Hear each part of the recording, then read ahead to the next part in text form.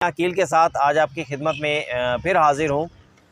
4 मुख्तलिफ़ मुकदमात का अहवाल आपके साथ शेयर करूँगा। सबसे पहला मुकदमा 190 मिलियन पाउंड के केस का 190 मिलियन पाउंड के केस मशहूर ज़माना अल-कादिर ट्रस्ट केस का है। दूसरा मुकदमा साइफ़र के ट्रायल के हवाले से जो ट्रायल हुआ है, इस्लामाबाद हाई कोर्ट का जो फ़ैसला है वो आपके साथ शेयर करूंगा। तीसरा, अडयाला जेल के अंदर ऑफिशियल सीक्रेट एक्ट के हवाले से दरख्वास्त की समाअत हुई है। और चौथा, साइफ़र केस की समाअत को ट्रायल कोर्ट में होने का जो ट्रायल को जो इसके जो अडयाला जेल के अंदर ये समाअत होती है उसको बाकायदा इस्लामाबाद हाई कोर्ट के अंदर चैलेंज कर दिया गया है। तो शुरू करते हैं आज की पहली ख़बर से। सबसे पहली ख़बर, नैब की जानिब से अल-कादिर ट्रस्ट के अंदर जो चेयरमैन पीटीआई की ज़मानत को ख़ारिज कर दिया गया था, उनकी दरख्वास्त ज़मानत को ख़ारिज कर दिया गया था, उसके ख़िलाफ़ बाकायदा इस्लामाबाद हाई कोर्ट में अपील कर दी गई थी। और उस अपील के ऊपर आज इस्लामाबाद हाई कोर्ट के डिवीज़नल बेंच, 2 रुकनी बेंच ने, जो कि chief justice Islamabad high court Aamir Farooq और जस्टिस बाबर सत्तार पर मुश्तमिल है, उसने समाअत की। और इस पर रजिस्ट्रार ऑफिस के कुछ एतराज़ात थे, उन एतराज़ात को दूर कर दिया गया है, उन एतराज़ात को ख़त्म कर दिया गया है। और जिसके बाद इस पर बाकायदा जो है उस दरख्वास्त की जो समाअत थी उसमें वकील लतीफ़ खोसा चेयरमैन पीटीआई की जानिब से पेश हुए और उन्होंने ये इस्तदा की कि इसके ऊपर एतराज़ात भी दूर किए जाएँ और साथ ही इस केस को जल्द समाअत के लिए मुकर्रर किया जाए। तो अब इस केस को चेयरमैन वकील लतीफ़ खोसा की इस्तदा के ऊपर बाकायदा 9 अक्टूबर के लिए समाअत के लिए मुलतवी कर दिया गया है। दूसरा जो आपके साथ शेयर करूँगा, साइफ़र केस की समाअत के हवाले से इस्लामाबाद हाई कोर्ट के चीफ़ जस्टिस आमिर फ़ारूक ने महफूज किया गया फ़ैसला आज सुना दिया है। फ़ैसले के में ये कहा गया है कि चेयरमैन पीटीआई की साइफ़र केस के हवाले से जो दरख्वास्त है वो केस ओपन कोर्ट के अंदर सुना जाएगा। और लेकिन इसके अंदर सिर्फ ये होगा कि अगर कुछ वकला जो गुज़ारिशात करना चाहते हैं इन कैमरा, तो उन्हें इन कैमरा की सहूलत भी दे दी जाएगी, लेकिन ये मामला ओपन कोर्ट में समाअत होगी और इस केस की समाअत भी 9 अक्टूबर को होगी। तो ये महफूज किया गया फ़ैसला था जिसे चीफ़ जस्टिस आमिर फ़ारूक की जानिब से आज बाकायदा जारी कर दिया गया। तीसरा, अडयाला जेल के अंदर चेयरमैन पीटीआई इमरान खान के ऑफिशियल सीक्रेट एक्ट केस कार्रवाई की आज समाअत हुई है, जिसमें इमरान खान की जानिब से उनके वकील सलमान सफदर अदालत में पेश हुए और दूसरी जानिब से प्रोसिक्यूटर्स जो थे, सरकारी वकला, वो पेश हुए। इस केस की समाअत के दौरान इमरान खान के वकला की जानिब से एक दरख्वास्त दायर की गई और उसमें ये मौक़िफ़ अपनाया गया कि इस्लामाबाद हाई कोर्ट ने उनकी यानी पीटीआई की एक दरख्वास्त के ऊपर फ़ैसला महफूज कर रखा है, जिसके अंदर ये मौक़िफ़ अपनाया गया है कि आया इस केस का ट्रायल ओपन कोर्ट में होना है या इन कैमरा होना है। तो जब तक वो फ़ैसला ना आ जाए तब तक इस इन कैमरा ट्रायल की जो कार्रवाई है उसे रोक दिया जाए। फिर साथ ही आज मुल्ज़मान में के वकला के अंदर मुल्ज़मान के वकला में जिसमें इमरान खान भी हैं और शाह महमूद कुरैशी भी हैं, उनके वकला ने जो चालान की कापियाँ थीं वो वसूल करने से माज़रत कर ली, इनकार कर दिया बुनियादी तौर के ऊपर उन्होंने, और कहा कि क्योंकि मामला भी हाई कोर्ट में है, जब तक हाई कोर्ट डिसाइड ना कर दे इस केस की कार्रवाई को चलाना जो है वो फ़ायदेमंद नहीं होगा। और इसके इन कैमरा ये वही कि दरख्वास्त का उन्होंने हवाला दिया जो कि मैंने अभी आपको थोड़ी देर पहले बताया है कि इस्लामाबाद हाई कोर्ट ने फ़ैसला जारी कर दिया है कि चेयरमैन पीटीआई के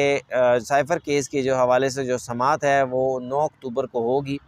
तो और ओपन कोर्ट के अंदर होगी। इसी फ़ैसले को इसी फ़ैसले के इंतज़ार के लिए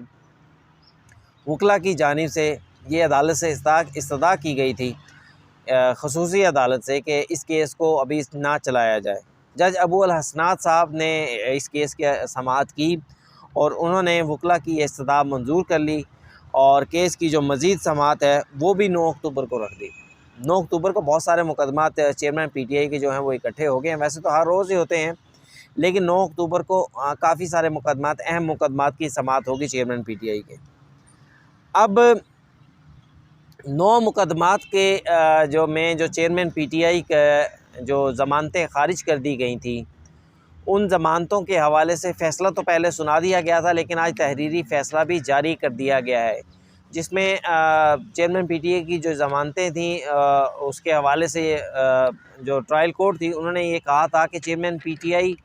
मुकदमात के अंदर अगर पेश नहीं हो सके तो उसकी वजह का ज़िम्मेदार चेयरमैन पीटीआई को करार नहीं दिया जा सकता, क्योंकि वो गिरफ़्तार हैं। तो अदालत को इस पहलू को भी सोचना चाहिए। बल्कि 9 मुकदमात हैं तो अदालतों को उन पे इस पहलू के हवाले से भी सोचना चाहिए था। अब ये फ़ैसला जारी कर दिया गया है। अब ट्रायल कोर्ट इस फ़ैसले की रोशनी के अंदर दोबारा उन 9 मुकदमात को ट्रायल कोर्ट्स क्योंकि डिफरेंट मुकदमात हैं, इसमें इक़दाम कत्ल के मुकदमात भी हैं, 9 मई के भी मुकदमात भी हैं और दूसरे मुकदमात भी हैं। तो इन मुकदमात के हवाले से ट्रायल कोर्ट हाई कोर्ट के इन फ़ैसले की रोशनी में इन मुकदमात को दोबारा सुनेगी, इन ज़मानत की दरख्वास्तों को दोबारा सुनेगी और सुनने के बाद जो है वो इन तमाम दरख्वास्तों के ऊपर आया ज़मानत की दरख्वास्तें मंजूर होती हैं या मुस्तरद होती हैं, वो अपना फ़ैसला जारी करेगी। अब चौथी एक और अहम पेशरफ्त हुई है जो मैं आपके साथ शेयर करना चाहूँगा, वो ये है कि साइफ़र केस इससे पहले ये इसको भी शेयर करता हूँ। वकील सलमान सफदर चेयरमैन पीटीआई की जो वकील हैं, उन्होंने जब ये डयाला जेल के अंदर समाअत हुई तो उसके बाद मीडिया से बाहर आकर गुफ्तगू की और बताया कि हमने चालान की जो नकूल हैं वो वसूल करने से माज़रत कर ली है और इन कैमरा समाअत को इस्लामाबाद हाई कोर्ट के अंदर चैलेंज कर रखा है और इस फ़ैसले तक इस समाअत का जवाज़ नहीं है।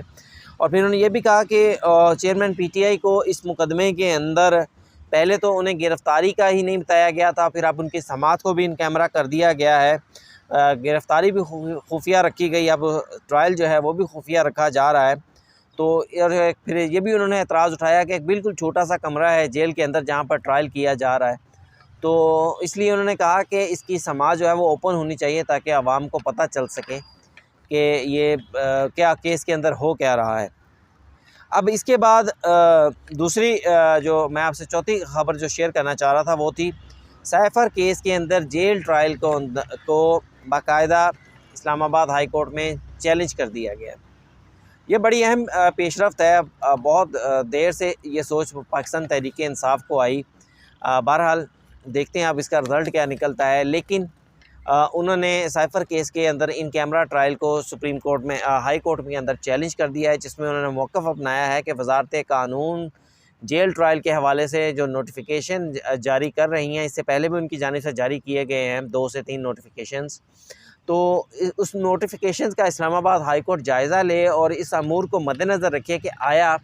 ये जेल ट्रायल के हवाले से वज़ारत कानून नोटिफिकेशन जारी कर भी सकती है या नहीं, उसके पास इस चीज़ का इख्तियार भी है या नहीं, और फिर क्या ट्रायल कोर्ट का जो जज है वो वज़ारत कानून के नोटिफिकेशंस के बाद जाते हैं जेल के अंदर मुकदमात के समाअत के लिए, आया वो क्या वज़ारत कानून के नोटिफिकेशंस के पाबंद हैं कि वो उसके ऊपर जाएँ, क्योंकि उसकी एक लॉजिक ये भी दी गई है कि क्योंकि जो जितनी भी कोर्ट्स होती हैं वो डिस्ट्रिक्ट कोर्ट्स वो मुतल्लिका हाई कोर्ट्स यानी इस्लामाबाद हाई कोर्ट्स के अंडर होती हैं।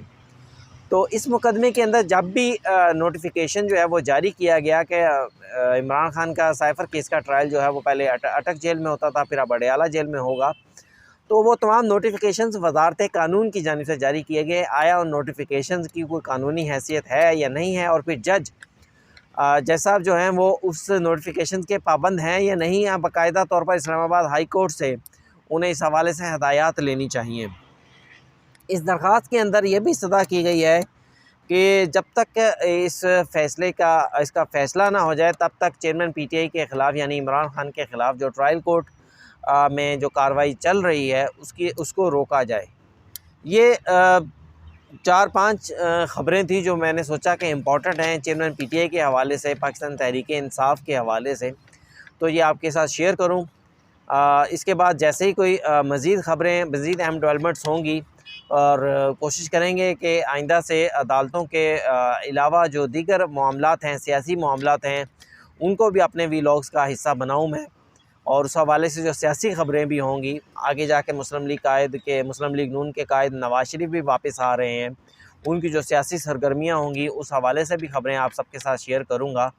और जो भी पेशरफ सियासी लेवल के ऊपर होगी या हुकूमती लेवल के ऊपर या अदालती लेवल के ऊपर, सब आपके साथ शेयर करूँगा। बस चैनल को देखिएगा, इसको लाइक कीजिएगा और मेरे चैनल को सब्सक्राइब कीजिएगा। इसके साथ ही इजाज़त दीजिए आज के वीलॉग से। अल्लाह हाफ़िज़।